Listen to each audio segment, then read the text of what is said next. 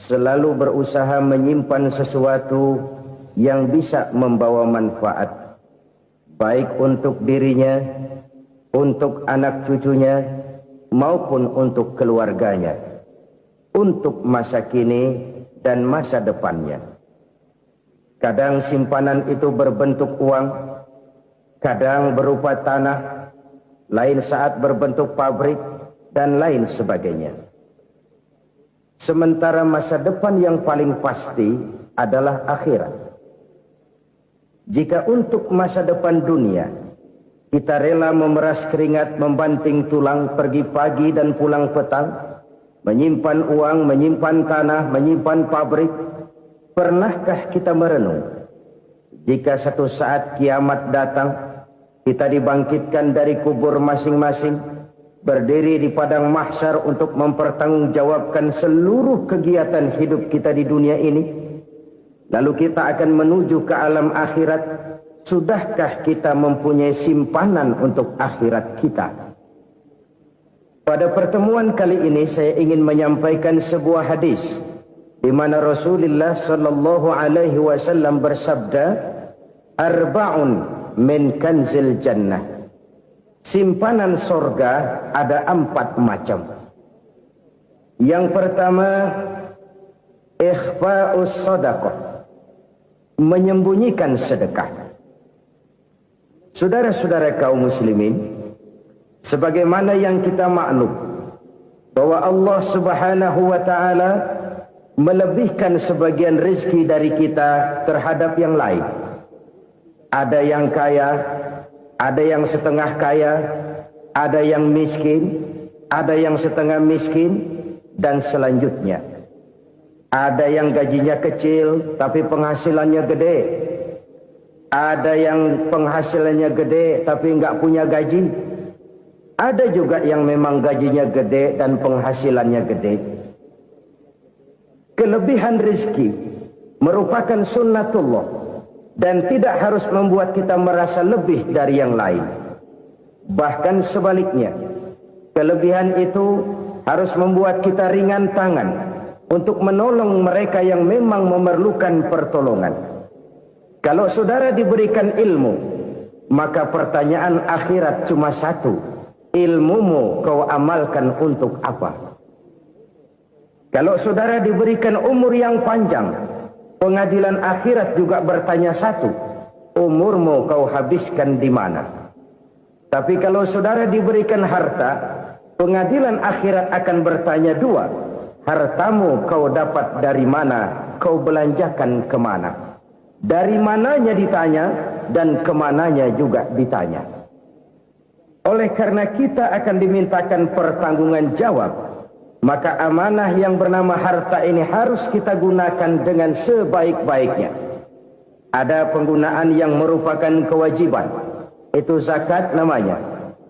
Ada penggunaan yang sewaktu-waktu, itu infak namanya. Ada yang lebih sewaktu-waktu lagi, dan itu sedekah namanya. Zakat dia terikat oleh haul dan nisab, oleh putaran batas waktu dan ukuran dari harta itu sendiri. Sedangkan infak terikat oleh situasi dan kondisi perekonomian seseorang. Sedangkan sedekah tidak terikat dengan apapun. Dalam kondisi seperti apapun kita bisa melakukan sedekah dengan yang terkecil sekalipun. Sampai-sampai Rasulullah sallallahu alaihi wasallam mengajarkan, la tahqiranna minal ma'rufi syai'an walau an talqa akhaka biwajhin talik. Atau ada hadis, tabassumuka fi wajhi akhika laka shadaqah.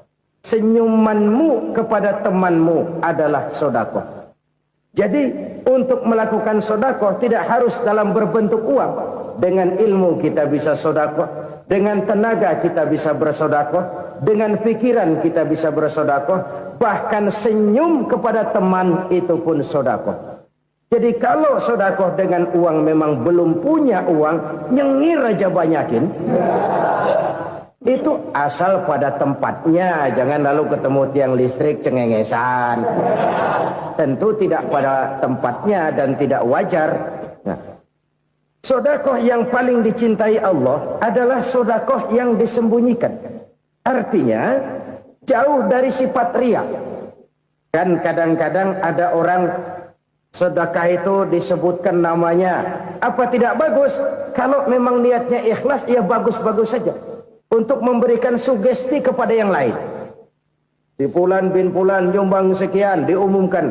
Boleh kalau niatnya untuk memberikan rangsangan kepada yang lain supaya dia menyumbang lebih besar dari orang tadi. Tapi kalau itu mendatangkan riya, maka sedekah yang paling dicintai Allah adalah sedekah yang disembunyikan. Tangan kiri saja tidak tahu apa yang diberikan oleh tangan kanan.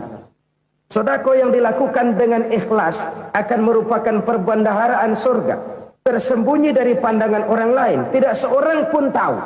Karena memang sikap yang baik adalah melupakan kebaikan dan mengingat kesalahan. Itu salah satu ciri orang bahagia. Orang yang selalu mengingat kesalahannya dan berusaha melupakan segala kebaikannya.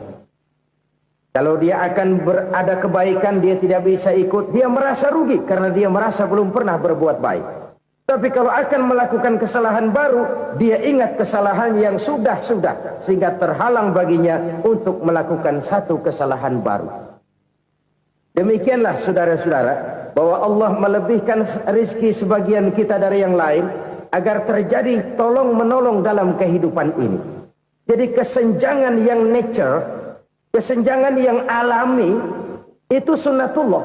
Ada yang kaya, ada yang miskin, ada yang kelas menengah. Nah, kenapa lalu sekarang kita berusaha mengentaskan kemiskinan? Oleh karena adanya kesenjangan struktural. Kalau yang kaya bisa semakin kaya, kenapa yang miskin tidak bisa naik jadi ikut sedikit kaya? Sebab pada dasarnya Islam adalah agama yang sejak turunnya sudah berupaya memerangi kemiskinan. Bahkan dikatakan kemiskinan itu mendekatkan kepada kekufuran. Orang kalau miskin udah dekat banget sama kafir. Gampang menjadi kafir.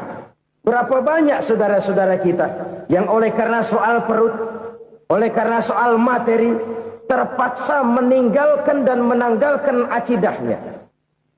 Menjual petunjuk yang diberikan Allah dengan kesenangan dunia yang cuma sebentar ini. Na'udzubillah, thumma na'udzubillah. Jadi makin kita sembunyikan satu sedekah, semakin banyak perbendaharaan kita di surga.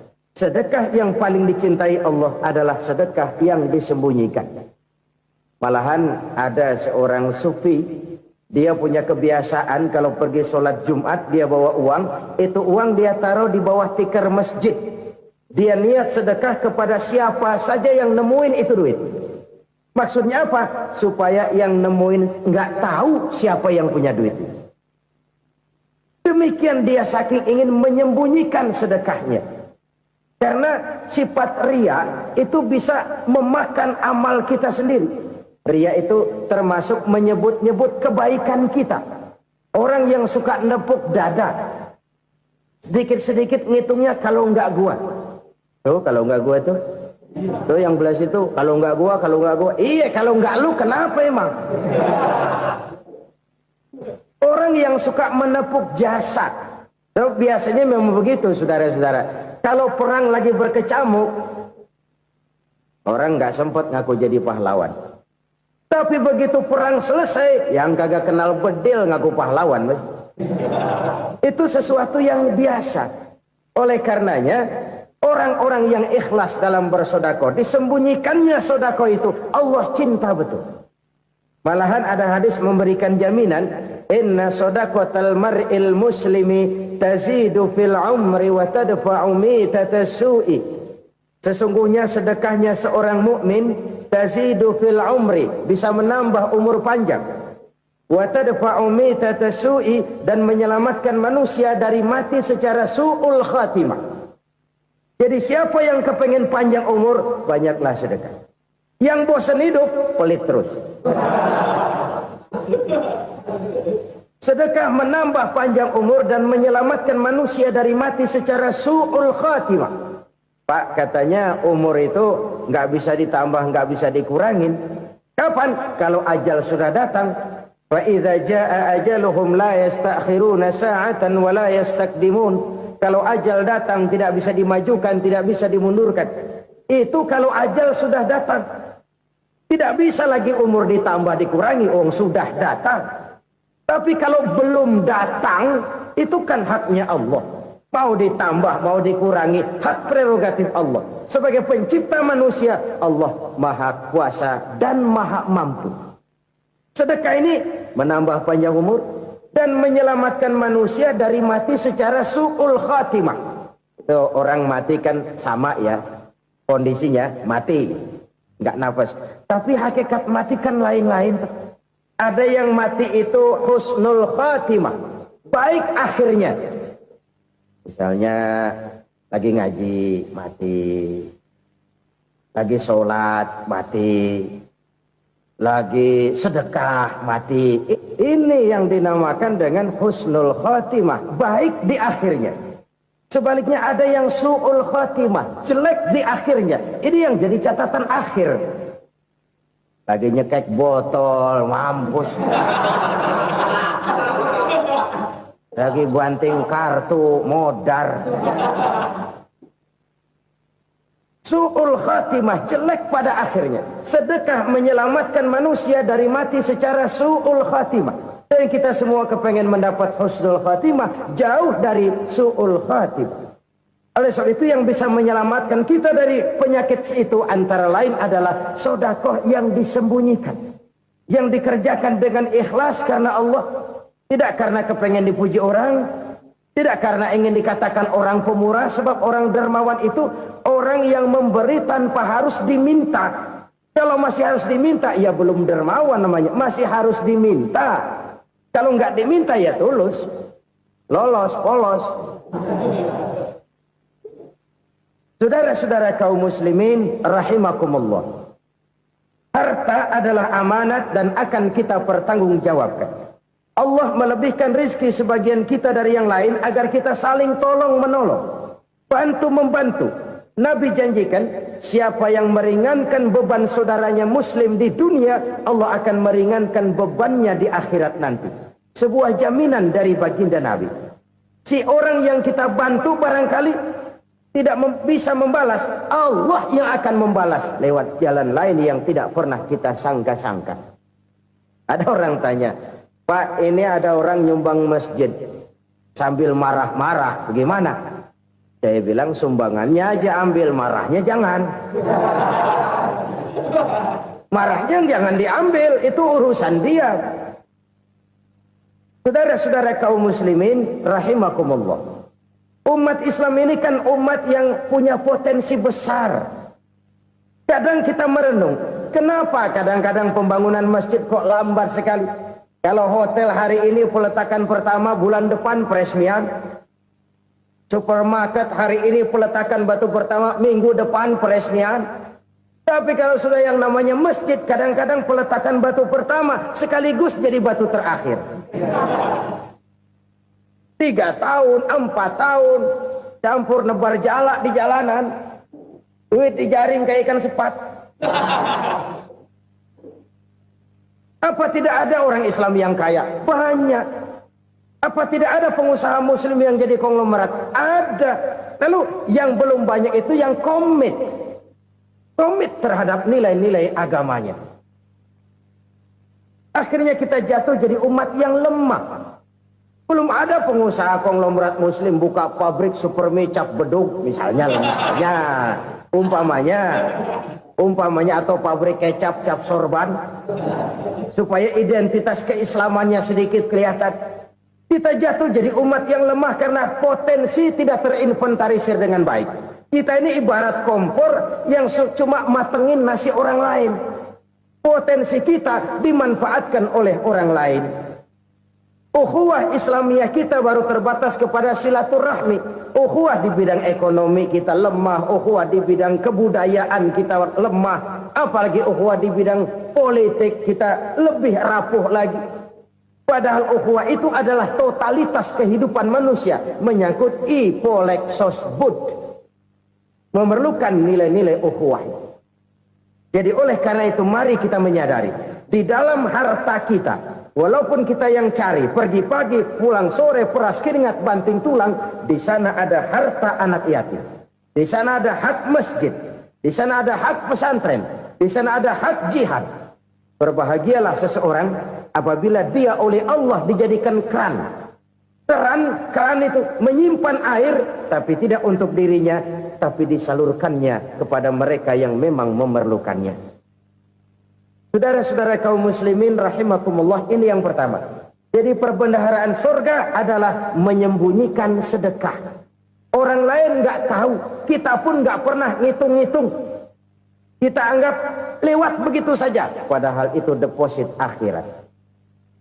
Satu. Yang kedua, perbendaharaan surga itu apa? Wa kitmanul musibah, menyembunyikan kesulitan. Kadang orang takut menghadapi kesulitan. Tapi makin kita merenung, hidup ini kan sebenarnya urusan. Takut sama urusan, ya jangan hidup. Tandanya orang hidup itu kalau punya urusan. Urusan melupakan problem. Problem sering menimbulkan kesulitan.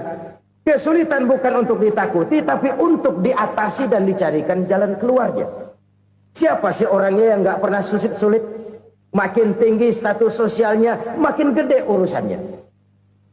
Makin tinggi kualitas imannya, makin berat tingkat kesulitannya. Cuma memang yang namanya enak itu seperti pelangi. Biang lala itu nggak pernah di atas kepala kita, di atas kepala orang melulu. Lo sih enak lo, kata kita. Dia juga bilang, yang enak kan lo. Pelangi itu nggak pernah di atas kepala kita. Kata tukang beca, aduh enak ya naik Mercy. Kata tukang beca, apa yang di dalam mobil Mercy? Aduh enak bener tukang beca, di jok ngeringkuk ngorok pulas bener. Saya kamar pakai AC sejuk, tempat tidur sutra empuk, alga spring bed, gula kulik nggak bisa pulas kalau belum minum Valium, belum tidur. Enak bener tukang beca, di jok ngorok nggak tahu wetan kulon. Si tukang beca bilang yang di Mercy enak, yang di Mercy bilang tukang beca enak. Inilah enak. Nggak pernah di atas kepala kita, di atas kepala orang lain melulu enak itu. Nah, saudara-saudara, yang merupakan perbendaharaan surga itu orang yang bisa menyembunyikan kesulitan, baik pribadi ataupun rumah tangga. Nih terutama rumah tangga yang jadi soalnya. Kadang-kadang kita ini kalau senang, sebaliknya kalau senang kita diam, kalem aja, cuek. Banyak banget duit kita, bawaan diam aja udah. Malah ketemu orang takut. Tapi begitu susah, sekampung tahu. Padahal Nabi mengajarkan perbendaharaan surga itu menyembunyikan musibah, menyembunyikan kesulitan. Kalau enak, cerita sama orang-orang. Kalau nggak enak, rasain sendiri, tekan sendiri, atasin sendiri. Kita kan sebaliknya. Senang kita diam. Asal lagi susah, paling tidak kita nyari teman buat cerita kesusahan. Siapa orangnya yang nggak pernah susah? Cuma soalnya bagaimana kita mengatasi kesusahan itu sendiri. Begitu juga misalnya kalau orang sudah berumah tangga, itu orang tuanya harus menjadi tempat dia cerita yang enak-enak saja. Yang nggak enak rasain berdua, selesaikan berdua, atasin berdua. Jangan dibalik.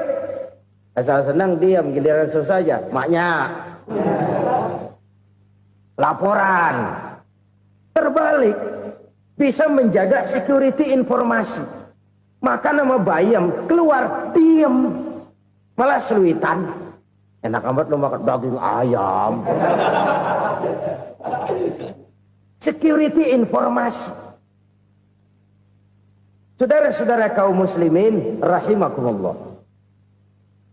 Ujian yang terberat itu yang pernah diberikan kepada para nabi, para rasul, para aulia, para ulama. Makin tinggi keimanan, makin berat bentuk kesulitan. Ayo saya kemukakan satu contoh saja. Ada seorang nabi yang kaya, nabi kaya, namanya Nabi Ayub. Iblis kalau orang begini kan keki, ibadahnya rajin, kaya. Nih yang kayak begini susah digodain.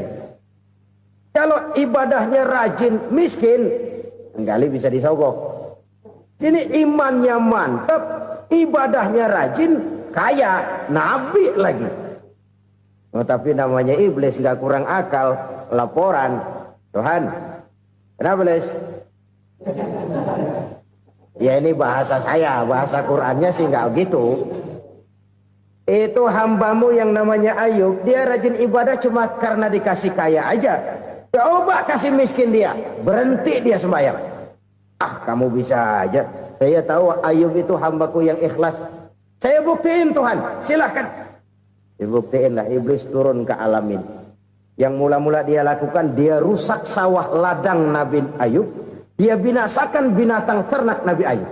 Sehingga dalam waktu singkat, jatuhlah Nabi Ayub dari orang paling kaya, jadi orang paling miskin. Beliau masih ibadah di mihrab dalam masjid. Datang iblis. Saudara Ayub, ya. Lagi ngapain? Ibadah. Nyembah Allah, nyembah Allah. Oh, percuma. Kenapa? Tuhan yang ente sembah nih, dia udah bikin miskin ente. Sawah ladang ente hancur lebur, binatang ternak binasa. Sekarang ente jadi orang paling miskin. Ngapain nyembah Tuhan kayak begitu? Tekor. Udah berhenti dah ibadah, berhenti ibadah. Ini iblis sama Tuhan laporannya lain, yang dikerjakan kepada Nabi Ayub juga lain. Benar begitu iblis kata Nabi Ayub? Iya, sawah ladang saya habis, buras. Binatang ternak saya binasa, binasa. Saya miskin, bangpak. Apa jawab Nabi Ayub? Bukan innalillahi, ini hebat. Alhamdulillahillazi a'tani wa akhza minni. Segala puji bagi Allah yang telah memberikan harta kepada saya dan sekarang mengambilnya lagi. Alhamdulillah. Allah yang ngasih, Allah yang ambil. Itu mah urusan Allah. Iblis cuman ibadah jalan terus, sujud lagi Nabi Ayub. Iblis seleher gondok banget. Dasar Nabi nggak mempan dia apa-apain. Miskin malah alhamdulillah. Allah yang ngasih, Allah yang ngambil. Jadi kalau kita tidak komit, kita tidak terikat kepada kaya, miskin, senang, susah, apa yang bisa bikin kita susah? Jadikan kekayaan, kemiskinan, jadikan senang susah sebagai anak buah yang bisa kita atur. Jangan kekayaan ngatur kita, jangan kemiskinan ngatur kita. Kita yang harus mengatur mereka. Senang susah, kaya, miskin, bahagia, sengsara, jadikan itu anak buah yang bisa kita atur. Kalau sekarang kita kaya, lain saat boleh jadi kita miskin, semiskin-miskinnya. Allah yang ngasih, Allah yang ngambil. Tenaga mana yang bisa menghalangi? Ibadah jalan terus. Iblis makin gondok. Dasar Nabi loh. Akhirnya apa? Nabi Ayub dikerjain, diberikan penyakit. Demikian fatal penyakitnya. Bayangin, udah miskin, sakit. Masya Allah. Miskin, sakit.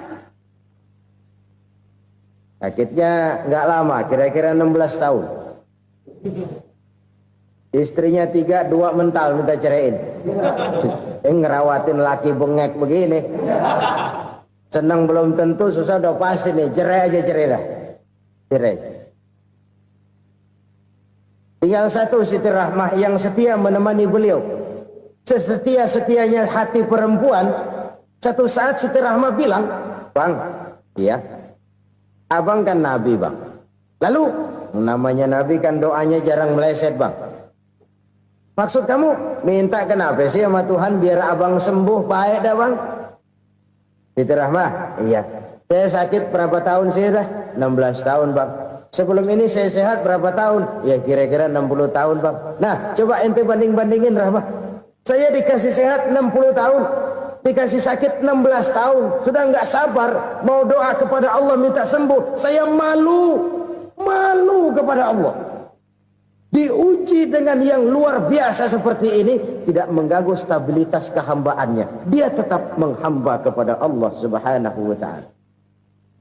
Saudara-saudara kaum muslimin rahimakumullah. Kunci menghadapi kesulitan itu apa? Allah jelaskan dalam satu ayat, wa basyiris sabirin alladzina iza asabathum musibah qalu inna lillahi wa inna ilaihi raji'un. Gembirakan orang-orang yang sabar. Siapa mereka itu? yang apabila mendapat musibah mereka kembali kepada keyakinan dasar segalanya dari Allah dan segalanya akan kembali kepada Allah. Ini konsepsi dasar dari sikap muslim dalam menghadapi berbagai kesulitan. Segalanya dari Allah, segalanya akan kembali kepada Allah. Kalau ini sudah kondisi dasarnya, maka kita akan lapang menghadapi kenyataan bagaimanapun pahitnya.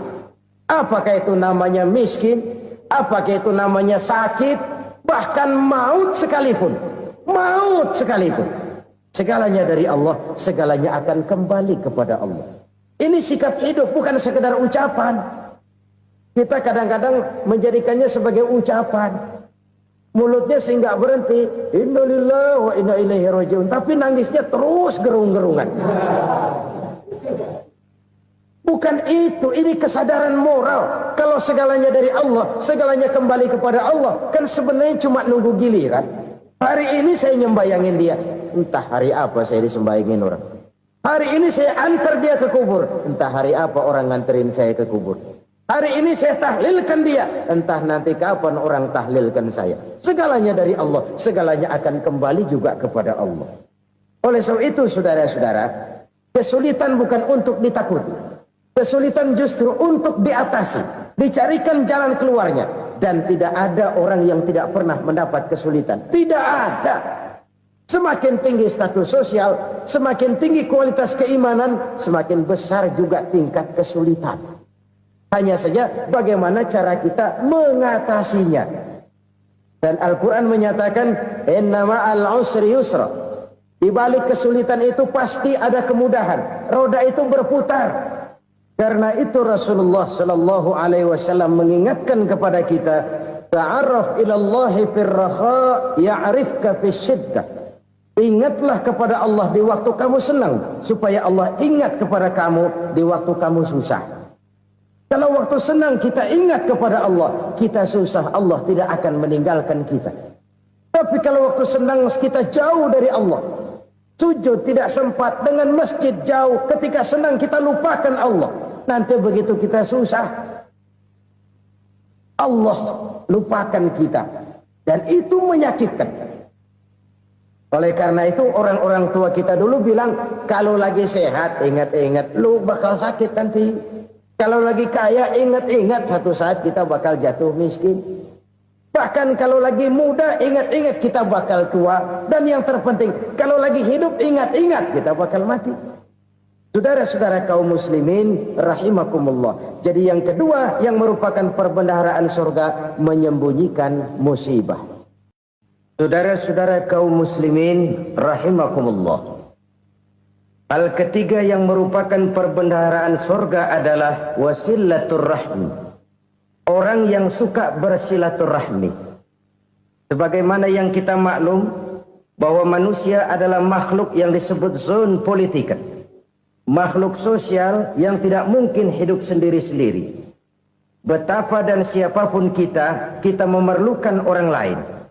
Bodoh betul manusia kalau tinggal di tengah masyarakat tapi tidak mau bermasyarakat.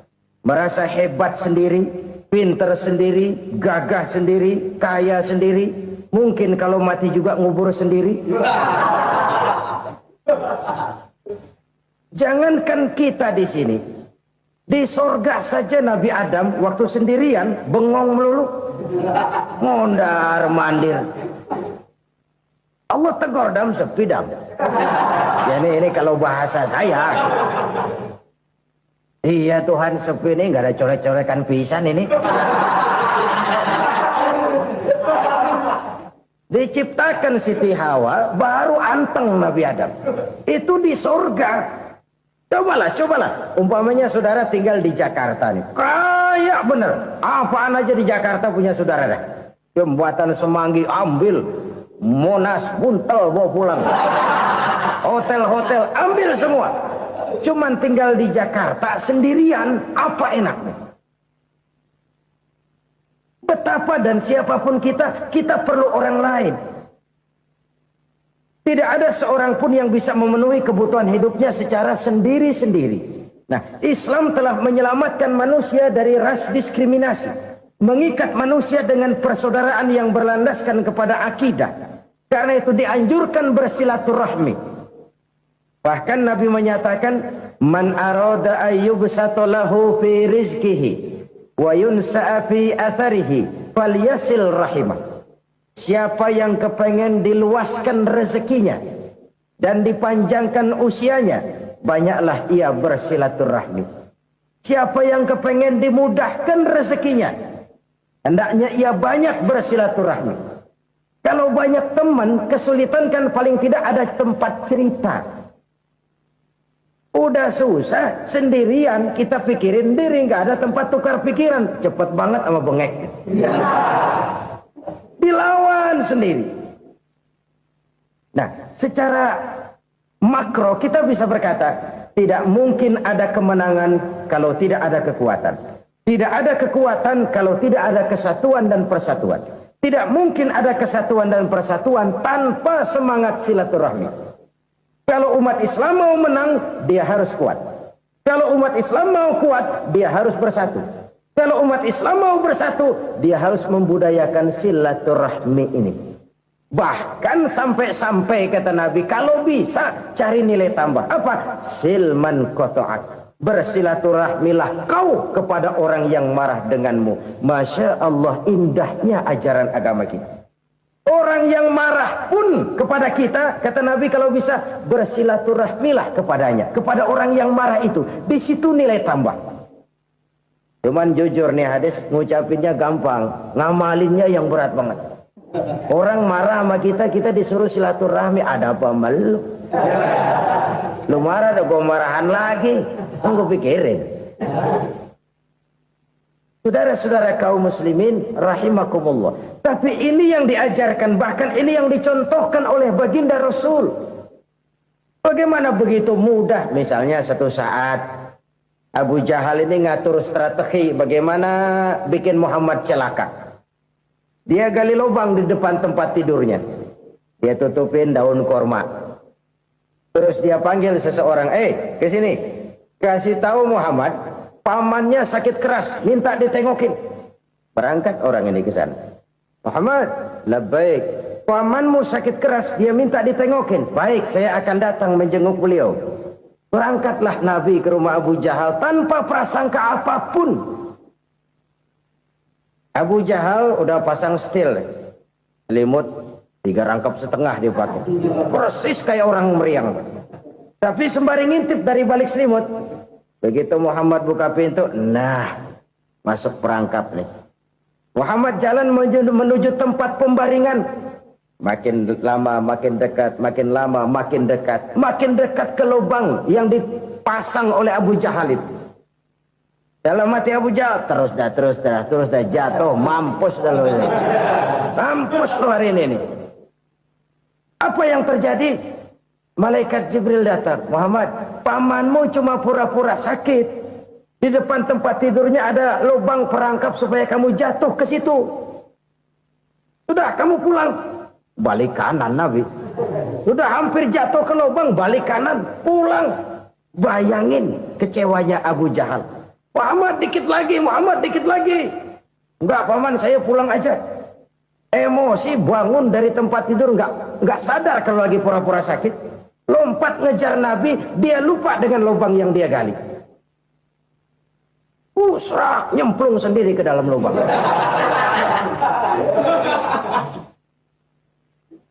Nabi terus berlalu. Ini terjadi keanehan.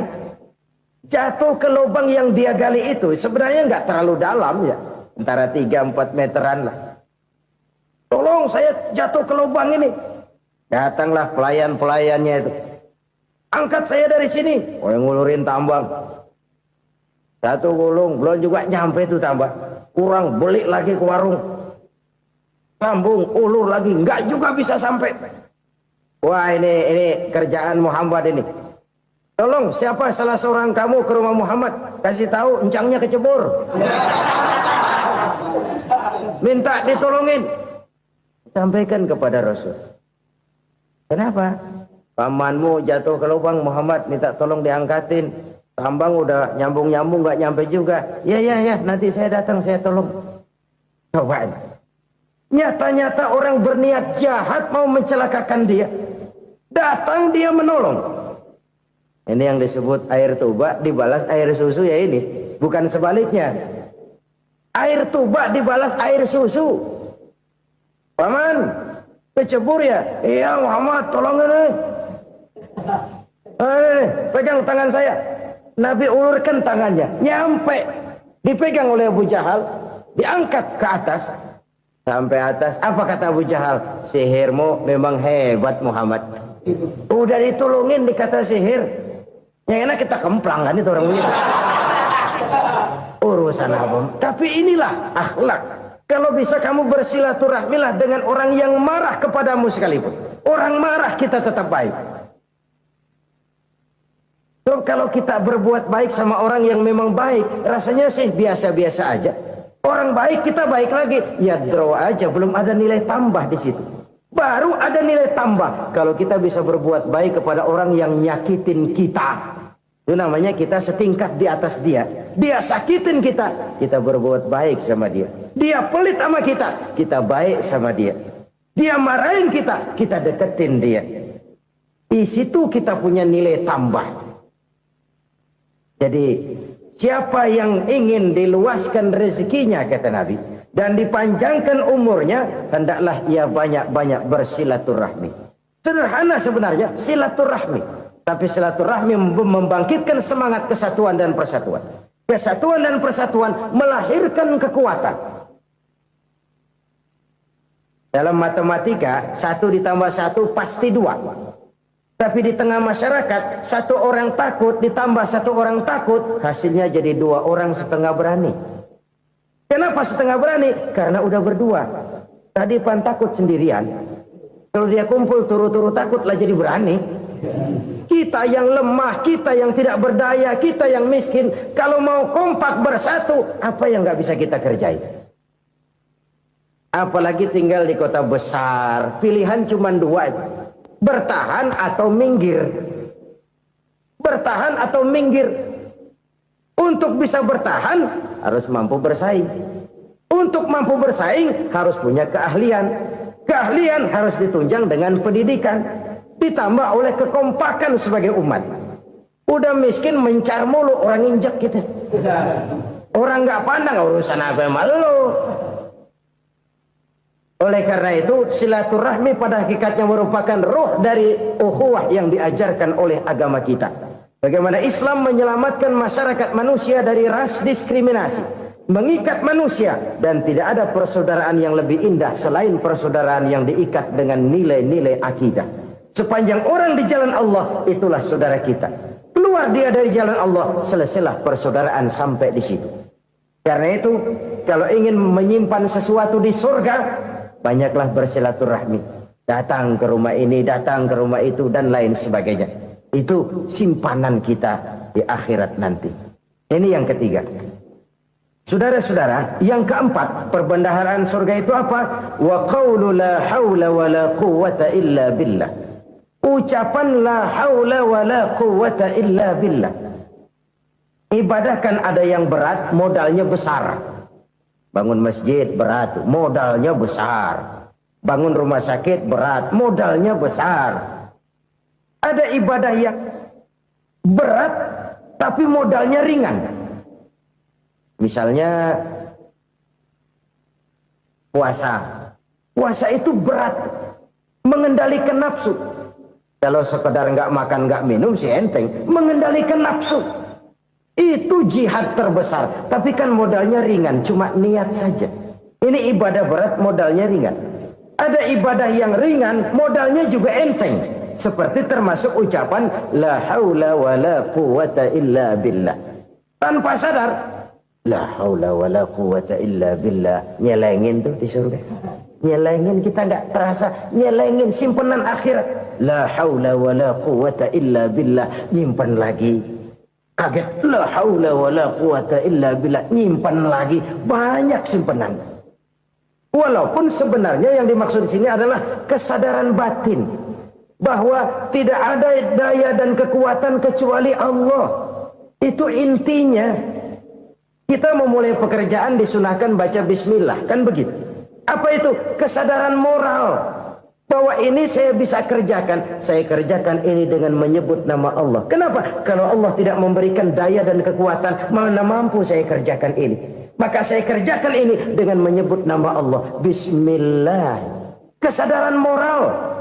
Manusia hanya wajib berusaha, tapi nggak pernah wajib berhasil. Banyak hal-hal yang kalau kita renungkan secara rasio, nggak mungkin. Tapi jadi kenyataan. La haula wa la quwata illa billah. Tidak ada daya dan kekuatan kecuali bagi Allah semata-mata. Kesadaran moral akan kelemahan dan keterbatasan makhluk bernama manusia. Kadang kita kagum dengan otak, tapi kita sering lupa sama yang bikin otak. Padahal bagaimanapun hebatnya otak, yang bikin otak pasti lebih hebat dari otak. Nggak percaya? Silahkan otak-otakan. Inilah kecenderungan. Kita kagum dengan pesawat-pesawat mutakhir, bukan main besi gede banget terbang itu. Alangkah hebatnya. Lalu apa yang bikin otak tidak lebih hebat dari itu semua? Kita puji laut. Apa yang bikin laut tidak lebih hebat dari laut itu? La haula wa la quwata illa billah. Tidak ada daya dan kekuatan kecuali Allah. Apa yang bisa kita lakukan kalau tidak karena daya dan kemampuan yang diberikan oleh Allah kepada kita? Lahirlah sikap tawadu, rendah hati, tidak melonjak menjadi angkuh dan sombong, sadar akan kelemahan dan keterbatasan diri. Sebagai makhluk yang diciptakan oleh Allah Subhanahu wa taala. Jadi satu sisi ini ucapan yang berpahala, la haula, jadi wiridan. Pada sisi lain ini kesadaran moral, sikap mental, kesadaran batin bahwa yang punya daya dan kekuatan itu cuma Allah. Kita nggak pantas untuk sombong, sebab sombong itu pakaiannya Allah. Kita nggak sedang pakai pakaian Allah, kegedean. Dan makin kita renungi, makin terbentur. Apa sih yang bisa kita sombongin? Kita mau sombong apa? Kaya, pintar, itu kan semua relatif. Di atas langit masih ada langit lagi. Jadi oleh karenanya, marilah kita menyadari. Manusia hanya wajib berusaha, tapi tidak pernah wajib berhasil. Yang berusaha saja tidak wajib berhasil, apalagi yang tidak berusaha. Islam bukan agama orang pemalas yang selesai sholat lalu endelohom, nggelenggem ayem-ayem. Tapi Islam bukan agama orang sombong yang setelah berusaha lalu tidak memerlukan Allah. Kita bisa saja bikin proyeksi, tahun sekian kita bakal panen besar menurut perhitungan otak. Tapi ada kejadian lain. Apa? Tikus ngambek. Habis itu dimakanin tikus, panen gagal. Proyeksi rasional gagal oleh tikus-tikus yang ngambek itu. Bisa saja terjadi. Tahun depan kita panen besar, urung. Kenapa? Musim panas panjang. Dan sekarang ini koran-koran bikin berita musim mengalami penyelewengan. Bukan cuma manusia yang nyeleweng sekarang. Musim pakai nyeleweng.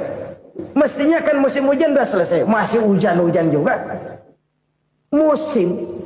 Nah sekarang kita boleh bikin proyeksi, kita bakal panen besar. Tahu-tahu musim panas panjang, sawah retak, air kering.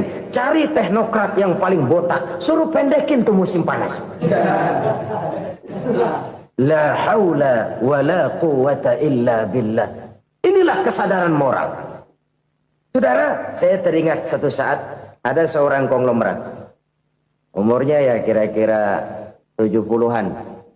Satu saat dia ditanya oleh wartawan, "Pak, umur Bapak berapa sih?" "Ya paling 10 tahun." 10 tahun? 10 tahun? Anak Bapak berapa orang? Satu saja? Satu. Harta Bapak berapa? Ya paling-paling bangsa 7 juta kali. 7 juta? Iya. Pak, kenapa Bapak bohongi saya? Bapak punya buku biografi. Koran-koran, majalah-majalah banyak memuat cerita riwayat hidup Bapak. Saya tahu umur Bapak 70. Kenapa bilang cuma 7 tahun? Saya tahu anak Bapak 8. Kenapa cuma bilang 1? Saya tahu harta bapak miliaran, mungkin triliunan, pabrik di mana-mana, bank di mana-mana. Kenapa bilang uang bapak cuma 7 juta? Nah, kata si konglomerat tadi, kamu benar nak, kamu benar. Umur saya kalau jumlahnya memang 70 nak. Cuman ingat-ingat saya, baru 7 tahun terakhir ini saya sujud. Baru 7 tahun terakhir ini saya berusaha dekat dengan Allah. Saya laksanakan perintahnya, saya jauhi larangannya. 7 tahun inilah rasanya yang ada nilainya di hadapan Allah. Yang 63 tahun matong, kelabu, kelem umur gue.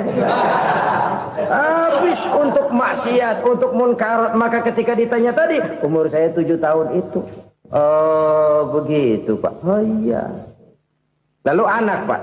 Anak bapak kan 8. Kenapa bilang cuma 1? Nah, kalau jumlah hitungannya memang anak saya 8. Tapi dari 8 orang ini rasanya cuma 1 nih. Yang bakal jadi buah hati, belahan jantung. Pelanjut cerita, penerus sejarah. Bakal jadi anak soleh yang akan mendoakan saya. Cuma 1 rasanya anak saya ini yang bakal jadi buah hati saya. Besar-besaran saya. Yang akan mendoakan di kubur saya. Yang akan mendoakan di akhirat saya. Yang 7 orang mana, Masya Allah, yang atuh tenggeng, yang atuh nyekek botol mulu, yang atuh nggak karu-karuan. Makanya saya bilang 1 anak saya yang akan bisa mendoakan saya. Oh begitu Pak. Iya. Nah harta Pak, harta bapak kan triliunan, pabrik bapak di mana-mana, uang bapak hampir di tiap bank-bank besar. Kenapa bilang cuma 7 juta? Betul kau nak. Harta saya kalau jumlahnya memang miliaran, triliunan mungkin. Tapi yang saya ingat baru 7 juta tuh yang saya belanjakan di jalan Allah. Saya nyumbang masjid, saya santuni yatim piatu, saya bantu pembangunan pesantren, saya bantu pembangunan rumah sakit Islam. Itu yang akan saya bawa pulang ke akhirat, yang 7 juta itu. Yang triliunan itu nanti akan diperebutkan oleh anak-anak saya sebagai waris saya. Jadi harta saya 7 juta itu yang bakal nemenin saya di akhirat. Yang akan saya bawa pulang jadi teman saya.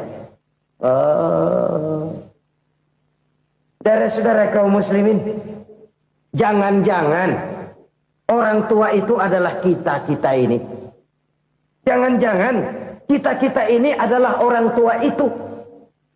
Jangan-jangan itu potret dari diri kita masing-masing. Dari sekian umur yang diberikan Allah, berapa tahun yang ada nilainya di hadapan Allah? Dari sekian anak-anak yang merupakan amanah, berapa yang akan mendoakan kita sebagai orang tuanya menjadi anak soleh? Dari sekian banyak harta yang diberikan Allah, berapa yang akan kita bawa pulang menghadapnya nanti, yang kita belanjakan di jalan Allah? Ini sebuah potret kehidupan. Karena itu kita kembali kepada la haula wa la quwata illa billah. Kita wajib berusaha, kita wajib berikhtiar. Selebihnya, segala daya dan kekuatan hanya milik Allah saja semata-mata. Satu kesadaran batin dari setiap pribadi muslim. Setelah ia berusaha dan berikhtiar, ia menyerahkannya kepada Allah Subhanahu wa ta'ala. Jadi, satu sisi ini merupakan wiridan ucapan yang mengandung pahala. Pada sisi lain, ini merupakan sikap batin dari seorang muslim di dalam ia menghadapi realitas kehidupan ini. Saudara-saudara kaum muslimin, rahimakumullah. Kalau ini kita jadikan satu basis kehidupan, maka ini akan menyelamatkan manusia dari kemungkinan tergelincir menjadi orang yang lupa diri dan lupa darat. Sebab itu Imamul Ghazali berpesan, Jadidis safinah fa innal bahra amiq wa khuziz zad fa inna safara ba'id wa khaffifil hamla fa innal hamla sadid. Perbarui selalu kapalmu karena lautan sangat dalam. Bawa bekal yang banyak karena perjalanan ini sangat jauh. Ringankan beban karena kebanyakan beban akan menyakitkan. Alangkah indah kalimat ini, alangkah dalam makna yang terkandung di sana. Perbarui selalu kapalmu karena lautan sangat dalam. Apa artinya ini? Jaga mentalmu baik-baik. Pelihara imanmu baik-baik karena hidup penuh cobaan seperti lautan. Kita kalau berlayar di lautan kan kadang-kadang tenang, angin bertiup sepoi-sepoi basah. Jika malam datang bintang gemintang bertabur menghias cakrawala. Rembulan memantulkan sinarnya dengan indah. Dalam keadaan begitu berlayar enak. Tapi lain saat ombak menggunung, halilintar menyambar, angin topan bertiup. Berapa banyak sudah saudara-saudara kita yang tenggelam di lautan dunia tanpa sadar bahwa dia belum sampai kepada pantai yang akan dituju. Berapa banyak sudah saudara-saudara kita yang tenggelam di lautan dunia ini tanpa sempat bangkit lagi. Dia menyangka sudah sampai kepada tujuannya. Hati-hati kapal jangan sampai bocor karena lautan sangat dalam. Iman ini jaga baik-baik karena hidup penuh dengan ujian. Wa khuzizat fa inna safara ba'id. Bawa bekal yang banyak karena perjalanan sangat jauh. Saudara mau ke Bandung, bawa duit. Saudara mau ke Surabaya, banyakan lagi duitnya. Saudara mau ke Mekah, gepokan, iketan tuh duit nggak lembaran lagi. Makin jauh perjalanan, makin banyak bekal yang harus kita bawa. Kalau saudara dari Jakarta mau ke Surabaya, kagak bawa duit berangkat juga, itu sih bukan berani namanya, nekat. Sampai Surabaya belum tentu, sengsara di jalan udah pasti. Kenapa? Nggak bawa bekal berangkat. Sama juga kita nih, misalnya belum sempat sembahyang, mati. Waduh, berani banget orang. Belum punya bekal, mati. Sengsara di jalan. Atau bekal tidak cukup. Dari Jakarta saudara mau ke Surabaya, bawa duit 500 perak. Paling jauh Cikampek nyampenya itu. Paling jauh itu. Antara jauhnya perjalanan dengan bekal yang saudara bawa tidak seimbang. Hidup ini perjalanan panjang. A walking tour. Dimulai dari alam arwah. Sebelum jasad diciptakan, roh diciptakan lebih dulu. Dari situ pindah ke alam rahim. Dari alam rahim pindah ke alam dunia. Dari alam dunia pindah ke alam barzah. Baru menuju akhirat. Satu perjalanan panjang. Kalau bekal tidak bawa, sengsara di jalan. Bawa bekal yang banyak karena perjalanan ini sangat jauh. Wa khaffifil hamla, ringankan beban karena beban itu cuma akan menyulitkan. Kalau bekal itu sih keperluan, tapi beban nggak kita perluin, cuma ngeberat-beratin. Apa ini beban? Dosa, kecurangan, kebatilan, kesoliman, ketidakadilan, kesewenang-wenangan. Itu akan jadi beban kita di akhirat. Alangkah celakanya, perjalanan panjang, bekal tidak bawa, beban kelewat banyak, alamat sengsara di jalan. Pahala tidak ada, dosa berlipat ganda. Na'udzubillah, summa na'udzubillah. Kalau kita rangkum nasihat Al-Ghazali dengan kisah si konglomerat tadi, kita akan mengambil kesimpulan. Pertama, bekal terbaik dalam menghadapi gejolak kehidupan ini tidak lain adalah iman. Yang kedua, pahala dan dosa. Dua hal kontroversial. Pahala adalah bekal, dosa adalah beban. Tapi kita sekarang kan tidak begitu terangsang kepada yang abstrak. Orang berlomba mencari yang konkret-konkret saja. Yang real. Kalau memang dosa, benjol dong. Kira-kira begitu. Kira-kira begitu. Persis orang Yahudi dulu. Orang Yahudi itu kan pernah minta kepada Nabi Musa. Ya Musa, lan nu'mina laka hatta narallaha jahrah. Musa, kami nggak bakal mau beriman kepada Allah kalau belum kami lihat Allah ada nongkrong di depan kami. Kalau memang Tuhan ada, taruh dong di depan kami. Mau yang konkret-konkret saja. Kalau memang dosa, benjol dong. Kalau memang pahala, berasa dong. Orang terangsang kepada yang real, yang konkret-konkret saja. Karena itu, untuk mengejar dosa, orang mau bayar. Tapi untuk mengejar pahala, walaupun tidak bayar, orang segan. Ini yang dikatakan oleh Nabi, kamu mengharapkan ke surga, tapi kamu berat melaksanakan sesuatu yang bisa membawa kamu ke surga. Kamu ingin jauh dari neraka, tapi tiap saat kamu lakukan perbuatan-perbuatan yang justru menjerumuskan kamu ke neraka. Idda'aitum an-najata minan nar wa ramaitum fiha anfusakum. Kamu ingin selamat dari neraka, tapi kamu lemparkan diri kamu ke neraka. Kamu ingin masuk surga, tapi berat sekali kamu melakukan perbuatan-perbuatan yang bisa menyampaikan kamu di surga. Saudara-saudara kaum muslimin rahimakumullah. Jadi hal keempat yang merupakan perbendaharaan surga adalah la haula wa la quwwata illa billah. Satu sisi ini merupakan ucapan yang memperberat timbangan akhirat. Pada sisi lain ini merupakan sikap hidup seorang muslim. Kesadaran batin yang sangat dalam bahwa tidak ada daya dan kekuatan kecuali Allah. Dan itu kita simbolkan pada saat memulai pekerjaan dengan Bismillah, dengan menyebut nama Allah. Satu kesadaran moral, saya hanya bisa melakukan ini karena diberikan daya dan kekuatan oleh Allah. Lahirlah sikap tawadu, rendah hati, tidak melonjak menjadi angkuh dan sombong. Saudara-saudara, sampai sini dulu jumpa kita kali ini. Semoga 4 perbendaharaan surga ini dapat kita lakukan, yang kelak akan merupakan bekal kita di kemudian hari nanti. Amin ya rabbal alamin. Bapak-bapak, ibu-ibu, saudara-saudara kaum muslimin rahimakumullah. Di dalam kehidupan kita sebagai seorang muslim, minimal 5 kali dalam sehari semalam kita mendengar seruan untuk mendirikan solat yang disebut azan. Ada kalimat menarik di dalam kalimat azan itu, yakni seruan hayya 'alal falah, marilah menuju kepada keberuntungan, marilah meraih kemenangan. Seruan ini adalah kecenderungan dari setiap manusia, apapun warna kulitnya. Artinya, setiap orang dalam hidup selalu ingin meraih dan mencari kemenangan. Kemenangan akan melahirkan kepuasan batin, dan kepuasan batin memberikan kebahagiaan. Sedangkan kekalahan melahirkan penderitaan batin, dan penderitaan batin menjerumuskan seseorang di dalam berbagai bentuk kerugian. Jikalau inilah seruan azan, maka masalahnya ialah apa yang menyebabkan kita meraih kemenangan.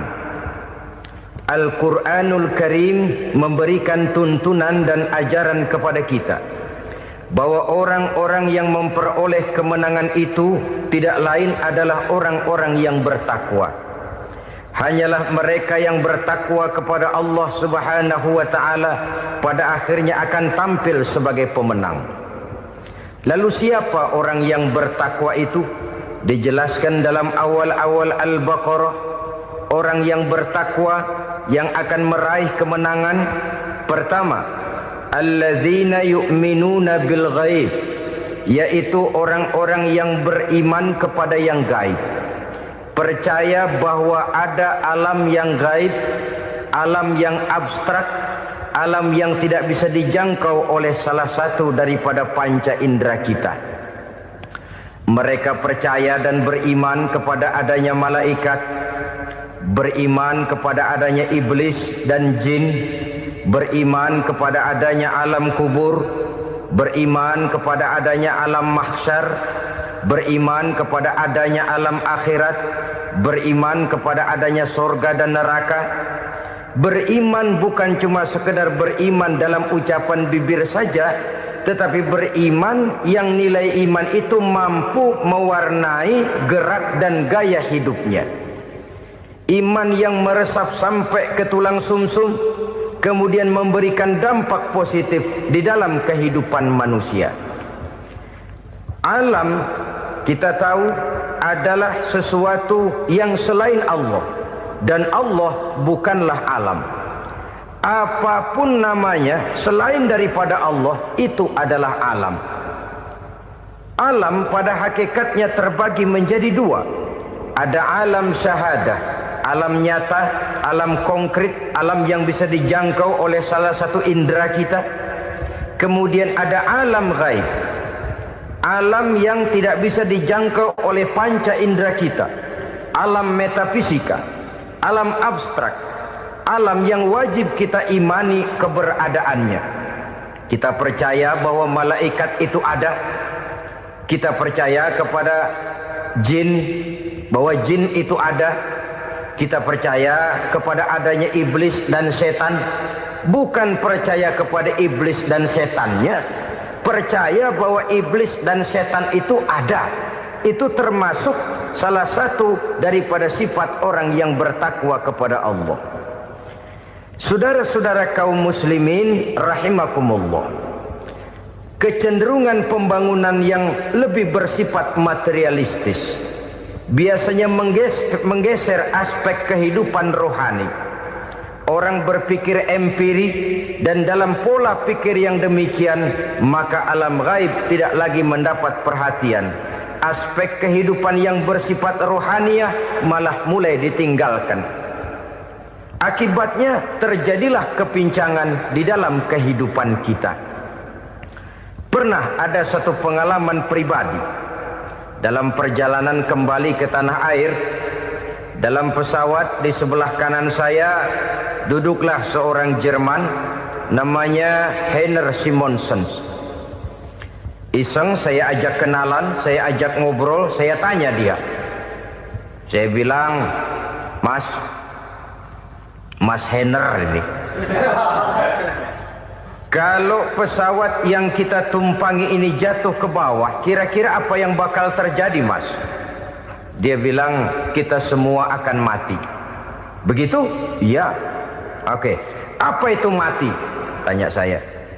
Dia bilang, untuk tahu apa itu mati, kita harus tahu lebih dahulu apa itu hidup. Saya pikir nih bule bisa ngomong juga. Baiklah kata saya. Apa hidup menurut Anda itu?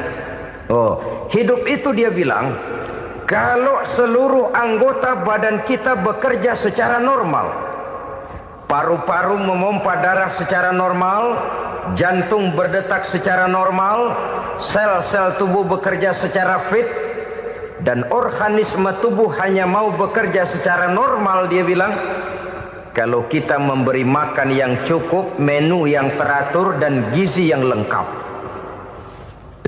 Saya bilang, kesimpulannya apa, Ner? Dia jawab, hidup adalah dari tangan ke mulut. Life is from the hand to the mouth, kata dia. Hidup adalah dari tangan ke mulut. Jadi masalah hidup tidak lebih daripada masalah isi perut. Orang pergi pagi, pulang sore, peras keringat, banting tulang, perut yang dibelain. Saya bilang, you are wrong. Sampean salah, Ner. Kamu orang Islam bukan? Bukan. Pantas. Kenapa saya salah? Dia bilang, ya jelas salah. Salahnya di mana? Kamu ini manusia. Kalau hidup cuma dari tangan ke mulut, saya bilang, kambing di kampung saya juga begitu pikirannya, Ner. Itu kambing di kampung saya, asal perutnya kenyang, sudah hidup dia. Perkara besok bagaimana, lusa prospeknya macam mana, bulan depan ada apa, kambing nggak pernah mikir. Di kampung saya kambing juga pikirannya begitu. Kamu Kristen ya? Tadinya. Loh kok tadinya, lalu apa sekarang kamu ini? Dia bilang, sekarang saya netral. Saya tidak beragama, tapi saya percaya kepada Tuhan sebagai pencipta alam. Saya ingat benar dia bilang, I haven't any religious, but I believe to God as the creator of the world. Kenapa bisa netral begitu, Ner? Habis saya bingung katanya. Islam bilang Islam baik, Kristen bilang Kristen baik, Hindu Buddha bilang Hindu Buddha baik, semua agama baik. Saya netral sekalian, nggak beragama. Yang penting saya percaya kepada Tuhan. Saya bilang, Ner, kamu ini kayak orang mau beli celana. Lalu bingung, yang satu bilang Levi's bagus, yang satu bilang Blue Jean hebat, yang satu bilang Wool England hebat. Celana ini hebat, celana itu bagus, celana ini hebat. Semua celana bagus, kamu bingung. Akhirnya netral, tidak pakai celana. Itu juga salah.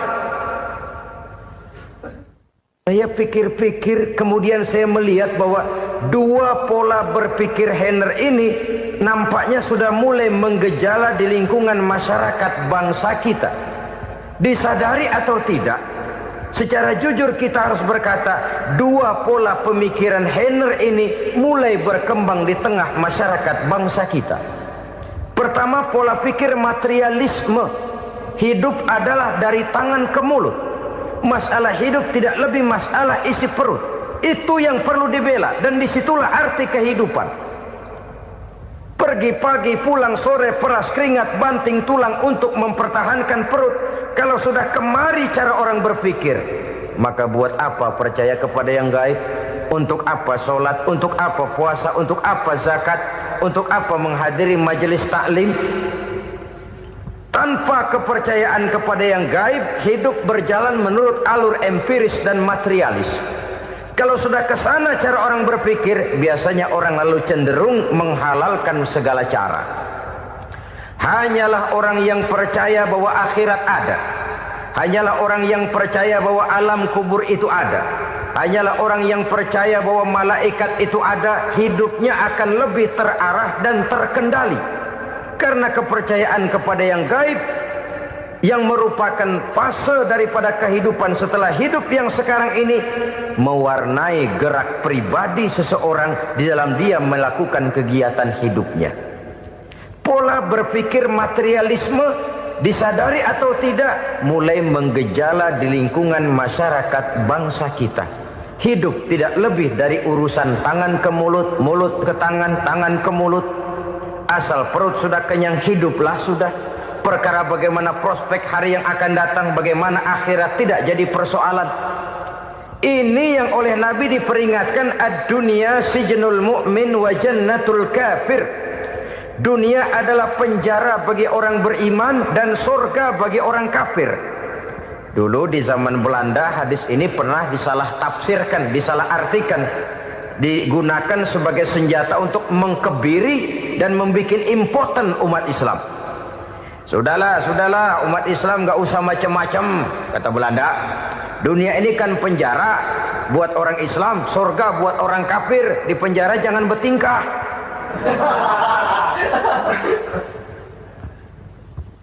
Pengertiannya tidak begitu. Dunia adalah penjara bagi orang mukmin. Artinya dalam kehidupan dunia seorang mukmin tidak bebas memperturutkan hawa nafsunya. Di penjara hawa nafsunya itu. Sebaliknya, surga bagi orang-orang kafir. Buat orang kafir, surgalah dunia ini. Mereka bebas memperturutkan hawa nafsunya. Dilarang tidak terlarang, dicegah pun tidak tercegah. Mereka hidup menurut alur bisikan nafsu mereka sendiri. Kemudian bila ajal datang, maut merenggut nyawa, selesailah surganya sampai di situ. Maka bagi orang-orang yang tidak percaya kepada adanya akhirat, kepada adanya alam gaib, surganya sebatas umurnya. Sekali lagi, surganya sebatas umurnya. Bila umur selesai, ajal pun datang merenggut nyawa, selesailah sudah surganya sampai di situ. Alangkah pendeknya perjalanan orang-orang yang tidak percaya kepada alam gaib ini. Bagi kita mukmin, jikalau kita mampu memenjarakan hawa nafsu, kita bisa bahagia di dunia ini. Dan Islam memang tidak menyuruh kita sengsara di dunia.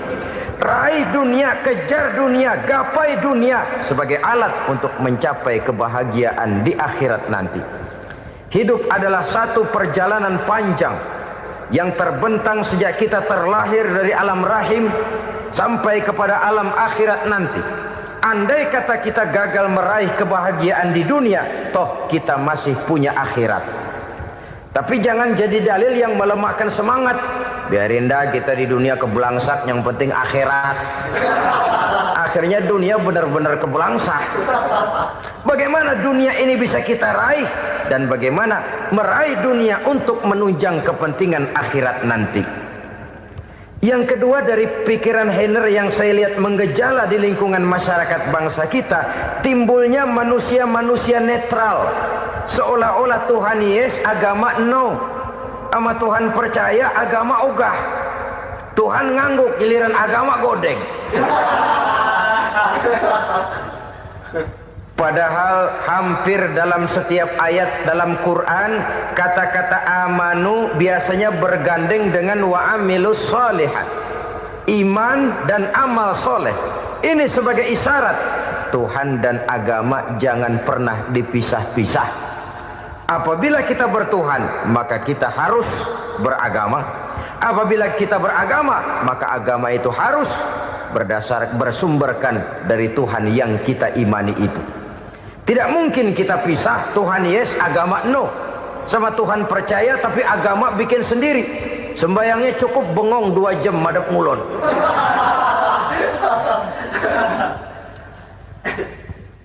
Saudara-saudara kaum muslimin rahimakumullah.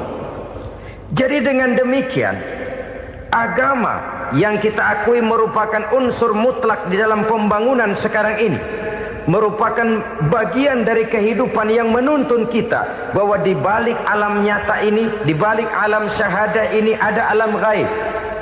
Dan mudabbir, murabbi, yang mengatur, yang menguasai, yang memelihara baik dia alam nyata, baik dia alam gaib, tidak lain adalah Allah Subhanahu wa ta'ala. Di sana ada satu super power, satu maha kekuatan yang kita perlu bersandar kepadanya. Sebagai makhluk nyata yang hidup di alam nyata, berbuatlah secara nyata sebagaimana harusnya kita berbuat. Karena Islam jelas bukan agamanya orang pemalas. Islam jelas bukan agamanya orang yang mengajarkan setelah selesai sholat boleh duduk, nggelenggem ayam-ayam, ndelohom, menghitung bintang di langit sambil menunggu keajaiban. Tidak. Islam adalah agama yang mengajarkan apabila sholat sudah selesai kamu kerjakan, bertebaranlah di permukaan bumi, cari karunia Tuhanmu. Jangan hidup berpangku tangan menunggu keajaiban. Karena hidup bukan undian. Jangan berharap untung besar tanpa mau peras keringat. Tapi di sebalik itu toh kita juga harus yakin bahwa di sisi usaha nyata yang kita lakukan ada satu super power, satu maha kekuatan gaib yang menentukan berhasil dan tidaknya usaha kita. Kepercayaan kepada hal semacam inilah yang mendorong kita untuk mempunyai sandaran vertikal, agar jikalau usaha ini berhasil kita tidak lupa diri dan lupa daratan. Jikalau usaha ini gagal kita tidak putus asa dan buruk sangka, tidak cupik pandangan dan sempit hati, tapi mampu melihat persoalan dengan kacamata putih sambil husnuzon kepada Allah Subhanahu wa ta'ala. Kita percaya malaikat itu ada. Ada yang namanya raqib dan atid, mengawasi gerak hidup kita sampai kepada gerak hati kita. Ini memberikan sugesti agar kita berhati-hati. Tidak sejengkal tanah pun kita bisa berlindung dari pengawasan raqib dan atid. Ada munkar nakir yang akan menyoal kita di alam kubur. Ada malaikat Malik, penjaga neraka. Ada malaikat Ridwan yang menjaga surga. Kita percaya kepada adanya jin, kita percaya kepada adanya setan, iblis. Percaya kepada adanya, bukan mempercayai si setan, si iblis lalu menjadikannya sebagai teman. Tidak. Percaya bahwa mereka itu ada dan merupakan makhluk Allah yang gaib, yang diciptakan Allah Azza wa Jalla.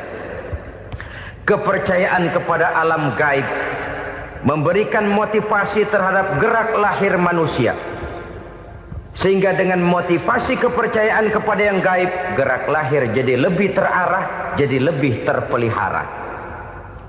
Pernah seseorang bertanya, "Pak, apakah adanya akhirat bisa dibuktikan secara ilmiah?" Saya bilang tidak bisa, tidak bisa. Kenapa? Karena yang berangkat nggak pernah pulang kemari lagi. Kalau dia pulang kemari bisa kita tanya bagaimana enak di sono. Cuma secara moral saya katakan, lebih beruntung orang yang percaya kepada akhirat daripada yang tidak.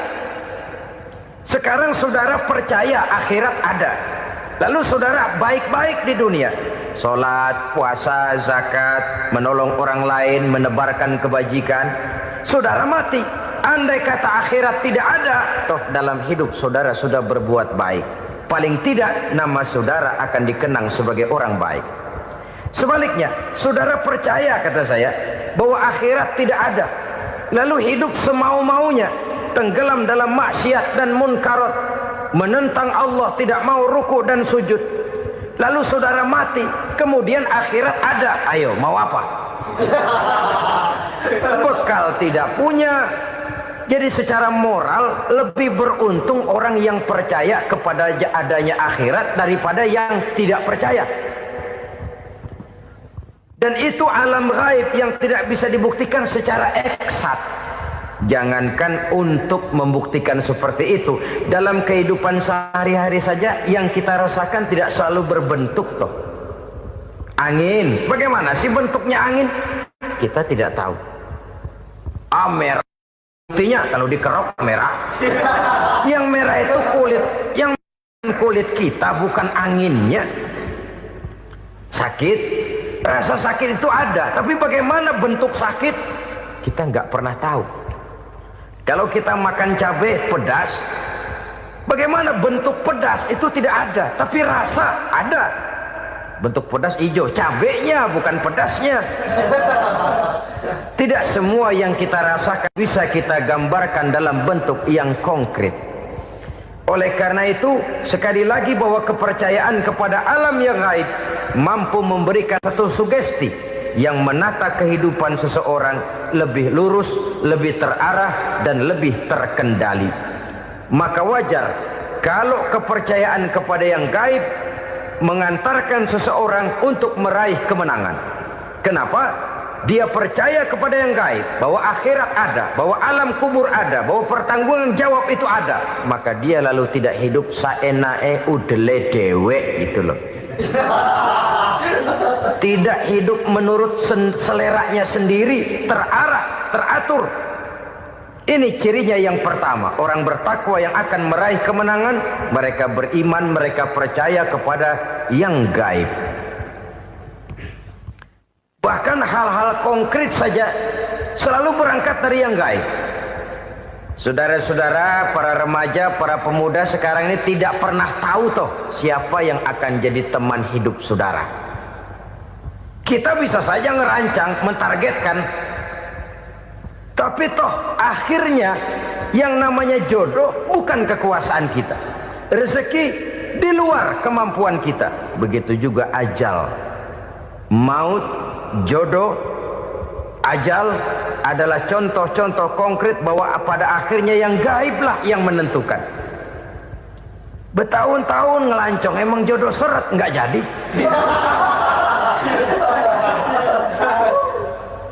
Begitu kenal baru setengah malam nginep ditangkap hansip kan. Hal-hal semacam itu kadang-kadang kita berpikir suuzon, gilet, perempuannya cakep banget, lakinya rebek amat. Memang begitulah jodohnya. Memang begitulah jodohnya. Saudara hadirin ma'asyiral muslimin yang saya hormati, jadi hal-hal yang konkret saja kita yakini sepenuhnya ditentukan oleh satu superpower yang gaib itu tadi. Dari sanalah segala ketentuan itu berangkat dan kesanalah segalanya akan kembali. Maka kepercayaan kepada yang gaib meluruskan gerak hidup seseorang dan itu akan mengantarkan dia kepada meraih kemenangan. Satu. Yang kedua, wa yuqimuna shalah. Orang bertakwa yang akan meraih kemenangan itu adalah orang-orang yang mendirikan sholat. Kenapa sholat mengantarkan orang untuk meraih kemenangan? Yang jelas, inna sholata tanha anil fahsya'i wal munkar. Sholat mampu mencegah manusia dari perbuatan keji dan munkar. Banyak filsafat hidup yang terkandung di dalam sholat ini.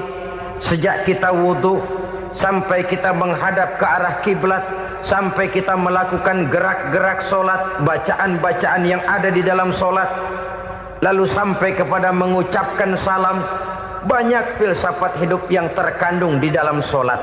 Umpamanya saja, setelah takbiratul ihram, mulai kita dengan sholat dalam posisi berdiri. Diajarkan dalam kitab-kitab fikih agar kita melihat ke arah tempat sujud. Ini kan filsafat kehidupan. Kalau kamu sholat dalam posisi berdiri, lihat tempat sujud. Jangan sholat mata jelalatan, sebab nanti bisa mengurangi kekhusyuan. Jadi wajar kalau yang dikatakan bahwa yang paling afdol adalah shaf yang di depan. Kenapa? Secara harfiah pengertiannya akan lebih mengundang kekhusyuan. Kenapa? Kalau kita di shaf paling depan di masjid umpamanya paling banter kita lihat tembok. Tapi kalau kita shaf di tengah atau di belakang, orang-orang di depan kita pun akan kelihatan. Yang bajunya loreng, yang bajunya genggang, yang bajunya macam-macam. Kita lihat, kadang-kadang kita pikirin, ada yang bajunya bolong. Kita sholat tapi dalam hati, nih orang bajunya robek yang nggak tahu apa. Ada saja hal-hal yang mengusik kekhusyuan kita. Oleh sebab itu diajarkan dalam posisi berdiri, lihat, arahkan pandangan matamu kepada tempat sujud. Ini kan filsafat kehidupan. Maksudnya apa? Kalau lagi diri lihat dong tempat sujud.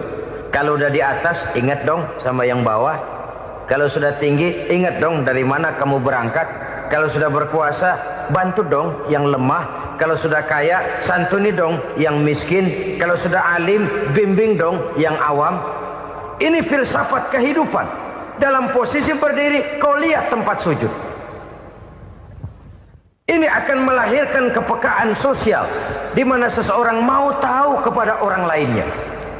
Bagaimanapun kaya kita, tinggi pangkat dan jabatan kita, jikalau hidup hanya untuk kepentingan perut sendiri saja, rasanya belum membawa manfaat di dalam kehidupan kita. Tapi efek yang tertinggi sesungguhnya, solat mencegah manusia dari perbuatan keji dan munkar. Perbuatan keji dan munkar walaupun kelihatannya mendatangkan uang, membawa keuntungan, tapi itu keuntungan semu, keuntungan sementara. Dengan menipu orang lain kita bisa dapat untung, tapi tidak membawa berkah. Dan itu adalah kerugian besar dalam kehidupan kita. Maka untuk meraih kemenangan harus dimulai dengan membentuk kepribadian yang tegar, memiliki sandaran vertikal yang langsung kepada Allah Subhanahu wa ta'ala. Dan itu hanya bisa kita tempuh melalui jalur ibadah formal yang sudah ditentukan Allah, yakni solat yang 5 waktu. Untuk memperkuat itu ada solat-solat sunnah, rawatib, nawafil sebagai terminal-terminal kontrol cadangan untuk memelihara stabilitas temperatur batin di dalam kita berhubungan dengan zat yang maha gaib, yaitu Allah Subhanahu wa ta'ala. Orang sering bertanya, Pak, itu tetangga saya nggak sholat, duitnya nggak habis-habis, Pak. Nggak sholat tapi mobilnya tambah terus. Nggak sholat tapi usahanya makin maju. Tapi di sisi lain ada orang yang rajin sholat, rezekinya butak bener. Anaknya mana kurus, mana korengan. Saudara hadirin ma'asyiral muslimin rahimakumullah. Harus saya katakan bahwa solat memang bukan untuk cari duit. Solat adalah sandaran vertikal kita kepada Allah. Sedangkan soal rezeki itu berkaitan dengan sifat Allah maha pengasih dan maha penyayang. Allah maha pengasih, siapapun dikasih kalau mau usaha. Allah maha penyayang, tidak semua orang disayang oleh Allah Azza wa Jalla. Dan belum tentu banyak harta itu merupakan nikmat. Mungkin juga istidraj. Artinya istidraj itu dikasih tapi diambulin, kalau bahasa Betawinya itu. Dikasih tapi diambulin, itu bukan merupakan nikmat sesungguhnya, lebih merupakan azab dari Allah Subhanahu wa ta'ala.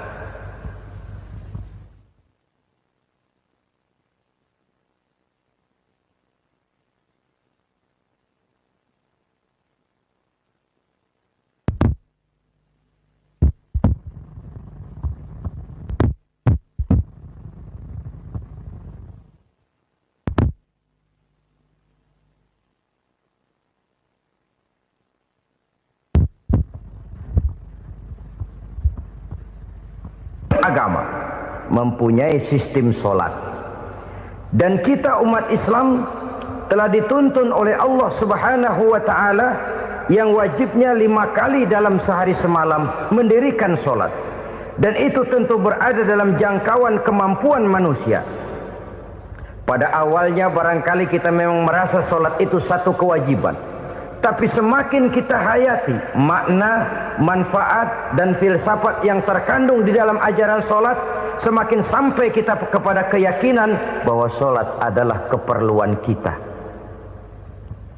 Sehingga pada waktu tertentu dinilai puncaknya, kita tidak lagi akan berkata saya wajib solat, tapi kita akan berkata saya perlu solat. Kalau kita sudah merasakan itu adalah keperluan kita, nah di sanalah kita baru akan merasakan ruginya kalau hal itu tidak kita laksanakan. Sepanjang kita masih berkata saya wajib sholat, kita akan lebih merasakan dia sebagai beban ketimbang sebagai keperluan. Yang jelas Allah tidak memerlukan ibadah yang kita laksanakan ini. Dengan kata lain, andai kata satu dunia penuh ini orang tidak ada yang sholat satu pun, Allah tidak akan turun dari jabatan Tuhan. Jangan lalu berpikir kalau kita ngambek se-RW kagak sembahyang Tuhan tekor kali ini ya. Tentu tidak. Itu perlunya kita, bukan perlunya Allah. Dan pada induknya kita akan berkata saya perlu agama. Kalau secara induk kita sudah memerlukan agama, maka konsep-konsep yang ada di dalam ajaran agama itu pun adalah juga merupakan keperluan kita. Baik dia bernama sholat, baik dia bernama puasa, baik dia bernama zakat, baik dia bernama haji, seluruhnya adalah keperluan kita. Dan sesuatu yang kita perlukan apabila tidak kita laksanakan akan melahirkan kerugian di dalam kehidupan. Jangan heran kalau kita membaca riwayat perjalanan hidup para salafus soleh, orang-orang soleh. Ada yang tahajud sampai 100 rakaat, ada yang sholat malam kakinya sampai bengkak. Kita sekalinya bengkak biri-biri. Ada yang sholat membaca surah dalam Al-Quran sampai khotam Quran. Kok mau? Mereka sudah merasakan itu keperluan. Itu saja soalnya. Satu saat pun jikalau kita merasa bahwa itu keperluan saya, kita pun akan melaksanakan seperti itu. Keperluan saya dalam kehidupan. Inilah yang kedua. Yang ketiga, orang bertakwa yang akan meraih kemenangan itu, wa mimma razaqnahum yunfikun.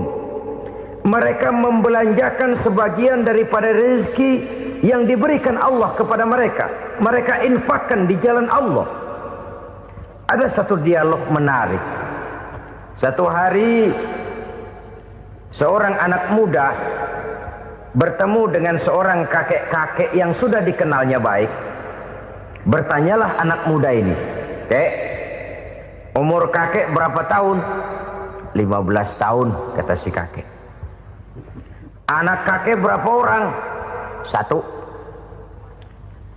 "Harta kakek berapa banyak?" 15 juta. Si anak muda ini bengong. Lalu protes, "Kok kakek bohongin saya?" "Kenapa?" "Saya tahu umur kakek 70 tahun. Kenapa ngaku 15? Saya tahu anak kakek 5. Kenapa bilang 1? Saya tahu kakek miliuner, miliaran uang kakek. Kenapa ngaku cuma 15 juta? Begini, kata si kakek tadi. Benar, umur saya 70 tahun. Tapi dari umur yang 70 tahun itu baru 15 tahun terakhir ini saya merasakan ibadah kepada Allah. Meninggalkan maksiat, jauh dari segala macam munkarat. Maka yang 15 tahun inilah yang benar-benar saya rasakan sebagai umur saya. Benar anak saya 5, tapi yang 4 susah diatur. Cuman 1 rasanya nih yang bakal jadi si buah hati belahan jantung pelanjut cerita penerus sejarah. Cuma 1 ini yang saya harapkan, yang akan jadi anak soleh, yang akan membuat saya menerima pensiunan pahala. Kalau yang 4 apek dah, nggak ada harapan. Yang satu nyekek botol melulu. Oh begitu. Iya. Lalu kenapa kakek bilang harta kakek cuma 15 juta padahal saya tahu kakek uangnya miliaran, depositonya banyak? Ya karena 15 juta itulah yang saya ingat yang pernah saya belanjakan di jalan Allah. Saya merasa itulah harta saya yang sebenarnya. Yang miliaran yang saya simpan di bank kelak kalau satu saat saya mati akan jadi rebutan di antara anak-anak saya. Iya kalau anak saya soleh kayak yang satu ini. Kalau yang 4 tadi udah tulen dia bakal berantem dah berebut tuh. Jadi 15 juta yang saya belanjakan di jalan Allah inilah yang saya merasakan benar-benar harta saya yang sesungguhnya. Dialog ini patut menjadi bahan renungan kita bersama. Diberikan kita umur 40, 50, 60, 70, 80. Berapa tahun dari umur yang diberikan itu yang jalan mulus, yang kita gunakan untuk melaksanakan ibadah? Banyak harta kita simpan di bank, di lemari, di dompet, di tas. Tapi berapa yang sudah kita depositokan di jalan Allah yang akan menemani kita di hari kita kembali nanti? Maka orang bertakwa yang akan meraih kemenangan, wa mimma razaqnahum yunfikun, mereka membelanjakan sebagian dari rezeki yang diberikan Allah di jalan Allah Subhanahu wa ta'ala. Ma'asyiral muslimin rahimakumullah. Zahirnya memang kita memberikan kepada orang lain, tapi hakikatnya kita menyimpan untuk diri kita sendiri. Kita memberikan kepada yatim piatu 25.000. Zahirnya kita memberikan si yatim, hakikatnya kan kita cuma nyimpan. Saya berikan titip kepadamu, ini untuk saya di akhirat. Kau boleh belikan baju, kau boleh belikan untukmu makan, kau boleh bayarkan sekolahmu. Ini untuk saya. Hakikatnya kita nyumbang masjid 1 juta, zahirnya kita berikan kepada panitia masjid, tapi hakikatnya kan cuma titip 1 juta ya untuk saya di alam kubur nanti. Silahkan kau boleh belikan semen, ini uang, belikan besi, belikan pasir. Saya cuma sekedar titip untuk kepentingan saya. Hakikatnya kita cuma sekedar menitip. Sebagaimanapun pada hakikatnya, apapun yang kita miliki dalam kehidupan kan cuma sekedar hak guna pakai, bukan hak milik mutlak. Harta kita, rumah kita, kendaraan kita, kebun kita, pabrik kita, hak guna pakai saja. Hak milik mutlak cuma untuk Allah Subhanahu wa ta'ala. Saudara-saudara kaum muslimin rahimakumullah. Ini yang ketiga. Kemudian yang keempat, orang-orang bertakwa yang akan meraih kemenangan, allazina yu'minuna bima unzila ilaika. Mereka yang beriman, mereka yang percaya kepada apa yang telah diturunkan kepadamu Muhammad, ay Al-Quran, yakni Al-Quranul Karim. Setelah percaya kepada yang gaib, mendirikan solat, kemudian menginfakkan sebagian dari rezeki yang diberikan Allah, mereka juga lalu percaya kepada yang diturunkan terhadap Nabi, yaitu tidak lain Al-Quranul Karim. Sekali lagi di sini, percaya bukan hanya sekedar percaya saja, tetapi percaya lalu menjadikan Al-Quran itu sebagai pedoman hidup. Sebab memang Al-Quran itu adalah GBHM, garis-garis besar haluan muslim. Apa yang harus kita lakukan, apa yang harus tidak kita lakukan, bagaimana mestinya kita bertingkah laku dan berbuat, seluruhnya tercantum di dalam Al-Quranul Karim.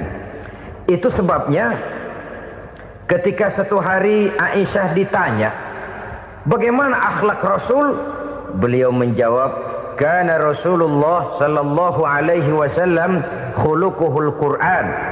Akhlak daripada Rasulullah tidak lain adalah Al-Quran. Jawaban simpel ini memberikan gambaran bahwa keseluruhan daripada konsepsi Quran sudah diterjemahkan dalam kehidupan Rasulullah sallallahu alaihi wasallam. Karena kita tahu akhlak adalah keseluruhan dari gerak hidup manusia. Sejak ia berpribadi, berumah tangga, bertetangga, bermasyarakat, sampai kepada berbangsa dan bernegara, Al-Quran tetap memberikan sentuhan nilainya.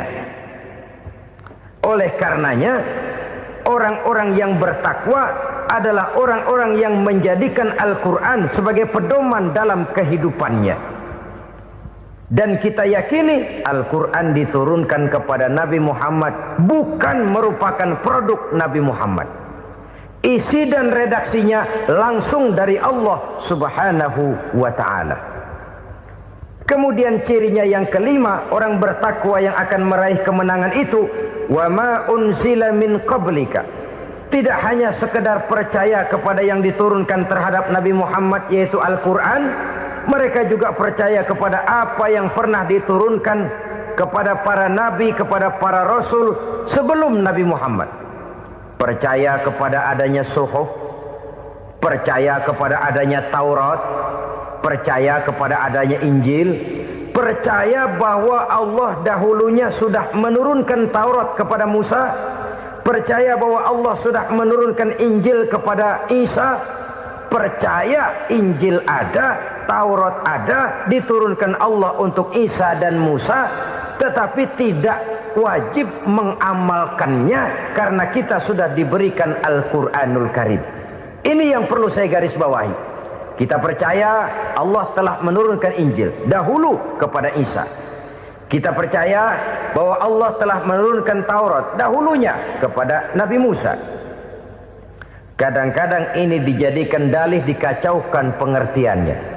Quran saja mengajarkan bahwa orang yang bertakwa harus percaya kepada Injil, maka pakailah Injil. Apalagi kalau ayat sebelumnya ditilap, dihapus, dihilangkan, Injilnya yang ditekankan, maka akan terjadilah penekanan yang salah arah. Karena salah arah akhirnya bisa merusak dan menghancurkan akidah. Ketika Rasul suatu saat pernah ditanya orang, "Ya Rasul, bagaimana sikap kita sebagai muslim terhadap Injil yang ada sekarang?" Beliau menjawab, "La tukadzibuhu jami'an wa la tusaddiquhu jami'an." Jangan didustakan seluruhnya, jangan juga dibenarkan semuanya.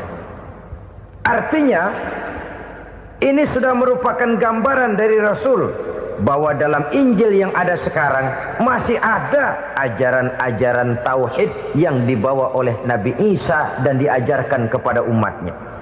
Tapi juga dalam Injil yang sekarang ini sudah terkena intervensi dan investasi manusiawi. Karena itu Rasul menyimpulkan, la tukadzibuhu jami'an wa la tusaddiquhu jami'an. Jangan didustakan semua, jangan dibenarkan seluruhnya. Kita memang percaya Allah telah menurunkan Injil kepada Nabi Isa dulu, tapi kita tidak wajib mengamalkan Injil. Kita percaya Allah telah menurunkan Taurat kepada Nabi Musa, tapi kita tidak wajib mengamalkan kitab ajaran Taurat.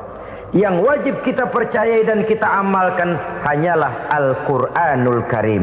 Kenapa? Oleh karena baik yang ada di dalam Taurat, baik yang ada di dalam Injil, tentu tercakup di dalam Al-Quran sebagai kitab terakhir yang diturunkan oleh Allah Subhanahu wa ta'ala. Dan itu wajar.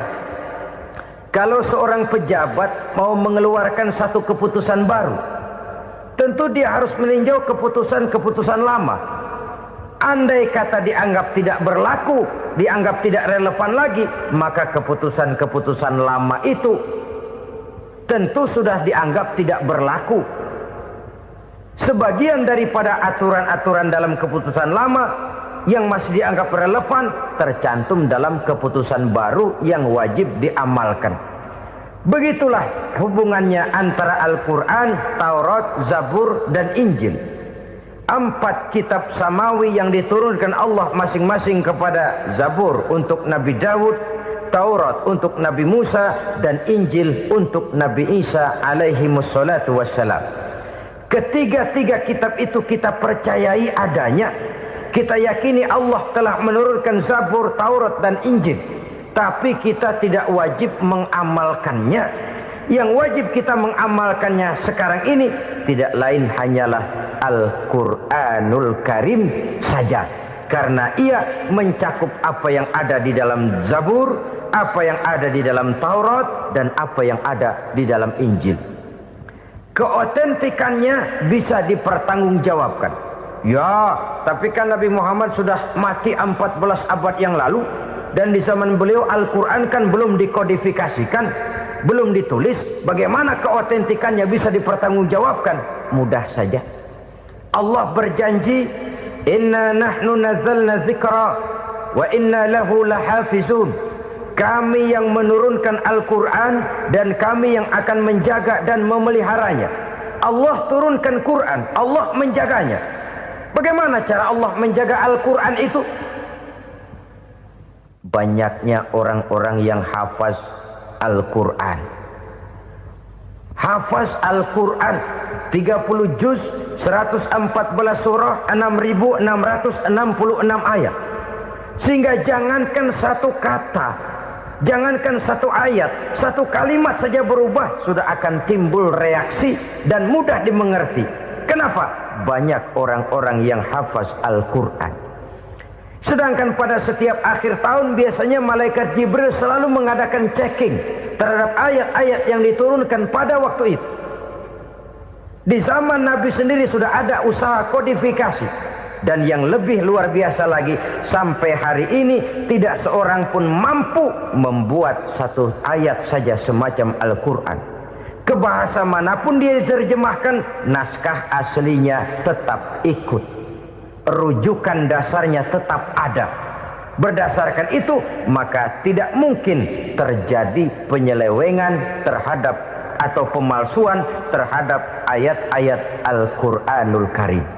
Kesuciannya, keotentikannya, kemurniannya bisa dipertanggungjawabkan.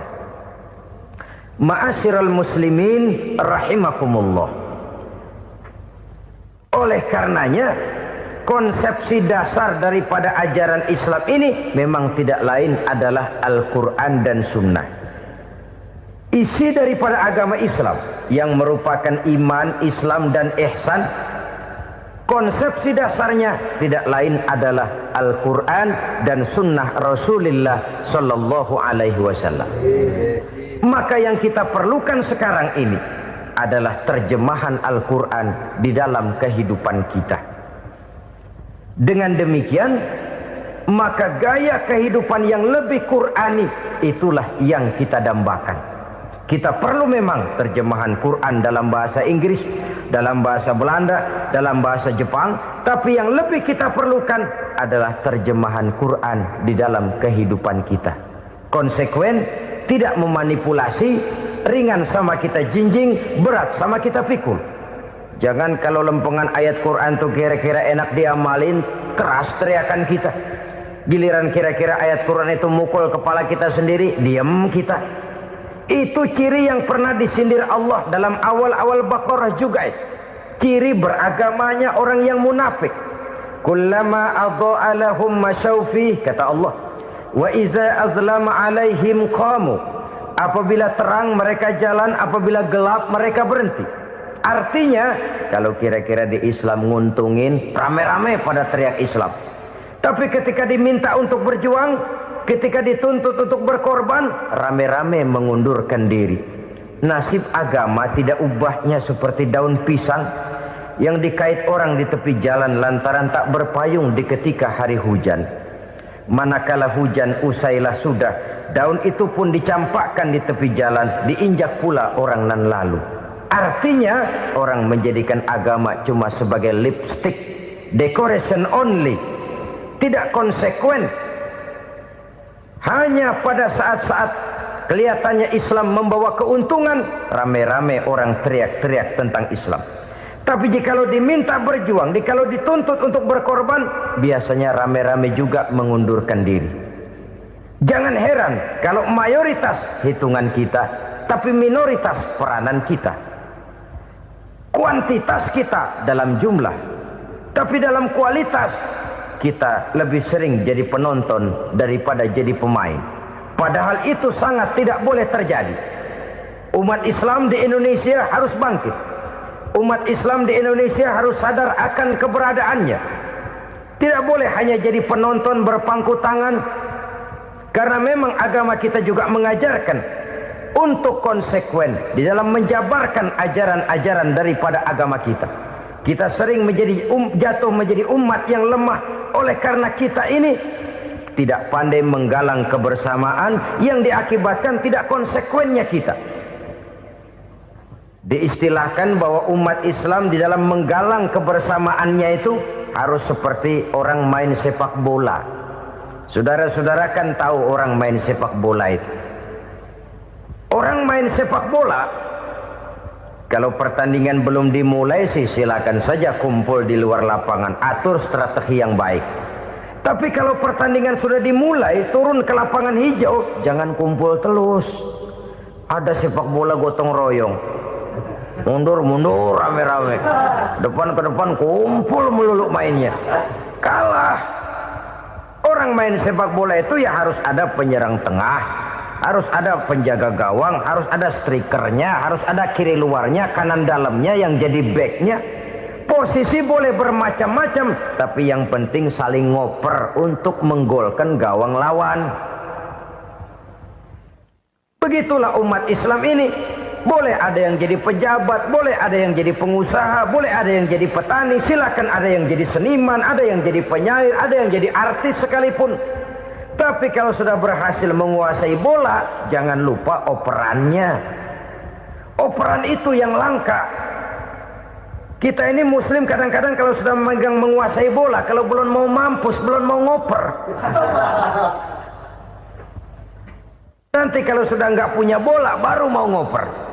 Kalau sudah dengar-dengar mau dekat pensiun, baru mau jihad, baru mau berjuang, baru mau ngurus pesantren. Tanda tangan sudah tidak laku, memo sudah tidak dihargai, baru mau berjuang. Kemarin kemana mas? Kita tidak pandai memanfaatkan posisi. Dengan kata lain, kalau kembali kepada persoalan kita, konsekuensi kita terhadap agama yang kita anut ini belum ideal. Kita masih lebih sering berislam ini pada saat-saat yang menurut perhitungan kita membawa keuntungan.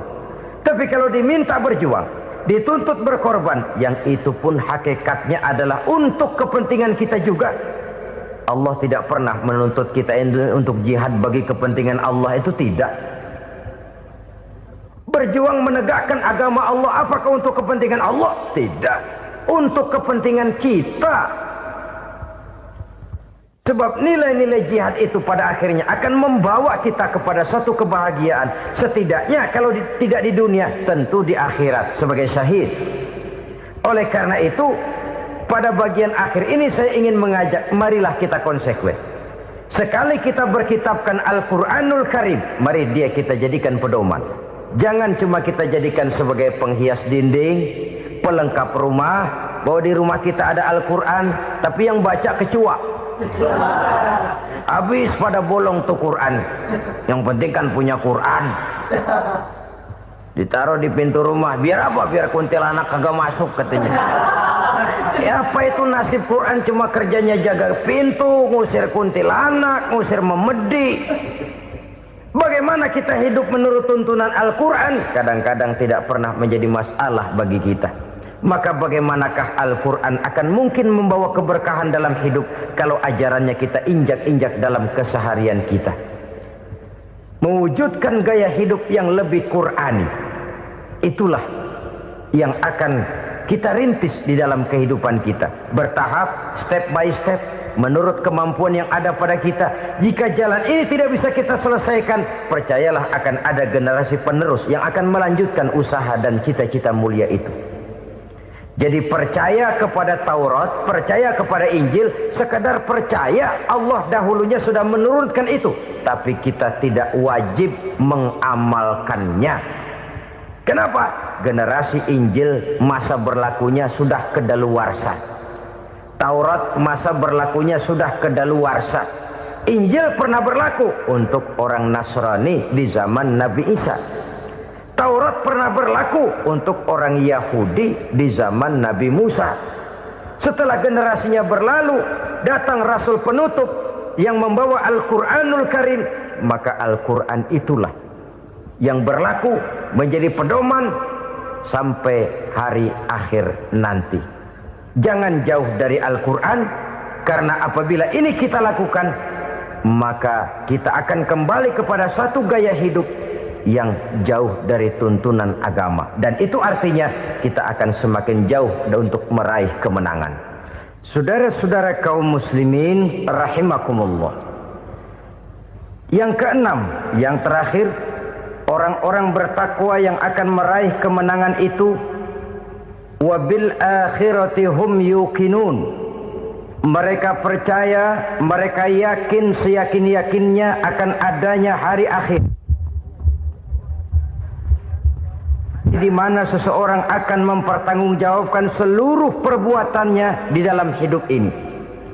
Dan tidak ada satu perbuatan yang bagaimana kecilnya sekalipun yang tersembunyi dalam pandangan manusia yang tidak akan dibukakan persoalannya di mahkamah Qadi Rabbul Jalil di akhirat nanti. Itulah sebabnya maka percaya kepada akhirat disebut secara khusus.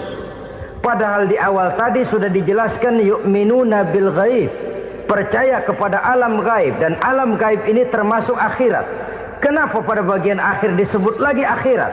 Karena ternyata bahwa kepercayaan kepada adanya akhirat merupakan induk dari kepercayaan terhadap adanya malaikat, setan, jin, dan lain sebagainya, dan akan lebih memberikan sugesti dalam kehidupan manusia untuk meluruskan gerak hidupnya.